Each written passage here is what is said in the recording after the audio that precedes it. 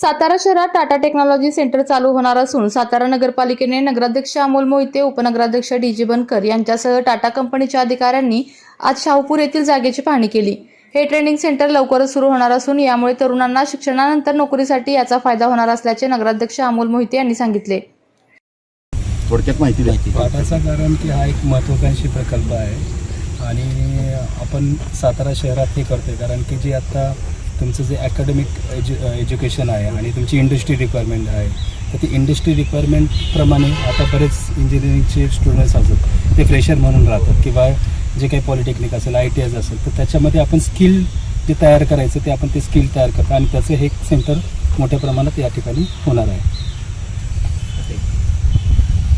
भोसले तसेच माननीय श्रीमंत छत्रपती शिवेंद्रराजे भोसले यांच्या मार्गदर्शनाखाली काम करत असताना गेले 1-1.5 वर्ष झालं शिवेंद्रराजे या गोष्टीचा फॉलोअप घेत आहेत की टाटा कन्सल्टन्सी आणि नगरपालिका म्हणजे नगरपालिकेने ह्या जागा त्याची CIIT म्हणून हा जो प्रोजेक्ट आहे या प्रोजेक्टसाठी टाटा कन्सल्टन्सी जवळजवळ 97 कोटी रुपयाची इन्व्हेस्टमेंट करणार, राज्य शासनाची 25% इन्व्हेस्टमेंट असणार आहे। हा प्रोजेक्ट करत असताना जो ग्रॅज्युएट म्हणजे आपण कुठलंसुद्धा डिग्री म्हणा किंवा डिप्लोमा म्हणा झाल्यानंतर जो जॉबसाठी जो मधला स्पॅन असतो किंवा एक्सपिरियन्स लागतो तर त्या ह्याच्यासाठी टाटा कन्सल्टन्सीचा हा प्रोजेक्ट इथं चालू होणार आहे की जो मधला स्पॅन आहे त्यासाठी तो भरून काढायचा। म्हणजे 4.0 जो प्रोजेक्ट आहे म्हणजे AI आलं, तुमचे CNG मशीन असू देत किंवा रोबोटिक वेल्डिंग असू दे, ह्या गोष्टी सगळ्या ह्या ह्याच्यातनं हे ट्रेनिंग देणार त्या मुलांना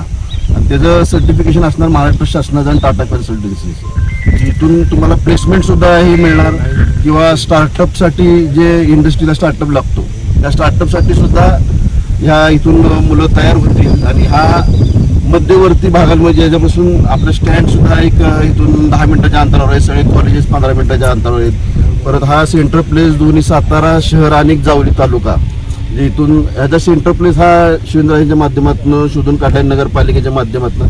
तर नगरपालिकेने आपण ह्यांना जागा द्यायची 1 एकर त्याचा आम्ही ज्या येणाऱ्या जनरल बॉडी असू त्या जनरल बॉडीत हा विषय घेऊ आणि आपल्या शहरातल्या मुलांसाठी एक चांगली संधी शिवेंद्रराजेंच्या माध्यमातून इथं उपलब्ध झाली।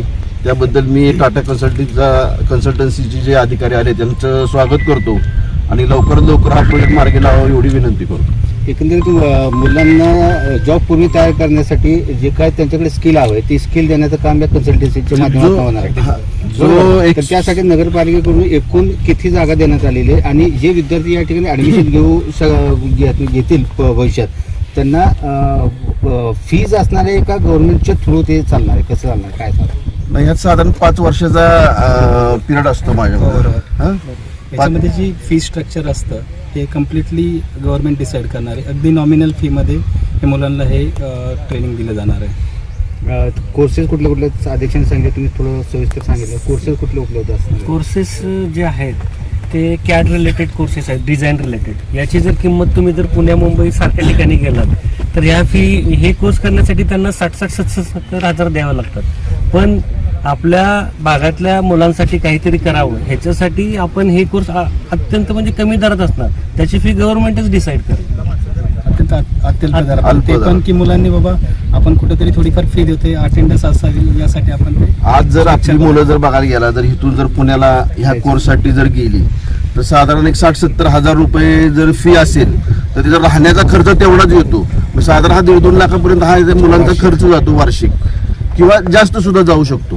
तर तो आपल्याला इथं महाराष्ट्र शासनाच्या माध्यमातून आपल्याला कमी अल्प दरात इथं मुलांना ही ट्रेनिंग मिळेल।